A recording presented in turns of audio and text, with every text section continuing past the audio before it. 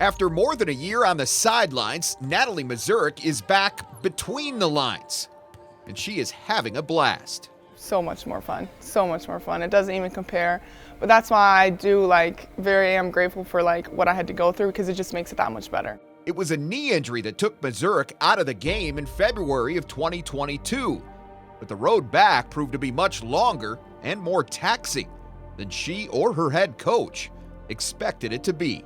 From the outside, you think she's out and you see her at the end of the bench, and what you don't realize is the day-to-day grind that those players go through to not only be at practice, but to spend time rehabbing and just the mentality of approaching a game knowing you're not going to get in, and doing that for over a year is a really long time. I think that she's really had to battle through some of that. There were highs and lows, as there are with any injury and with any rehab, where things are starting to look good and then there's a setback, or you don't clear the test that the doctors need you to clear.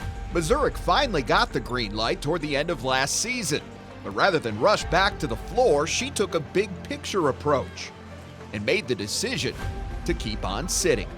It was very difficult, but I was like, I would rather have a full extra year of eligibility and then instead of just a couple months left of the season. So I feel like that's what I was really thinking of, more of the future instead of right now. Yeah, it sucks right now, but I'll be grateful for this. Last year we really could have used her. It was a great piece, and we obviously were short bodies for other injury reasons, but also respect that decision and knew that that was the better thing for our entire program going forward in the future, that we would have her for another couple of years. That's been evident this season, with Mazurek making significant contributions on both ends of the floor. Boy, has she been huge tonight. Not only is she second on the team in rebounds and third in scoring, but she's also been a consistent threat on the perimeter, essentially showing the rest of the Summit League exactly what South Dakota has been waiting for.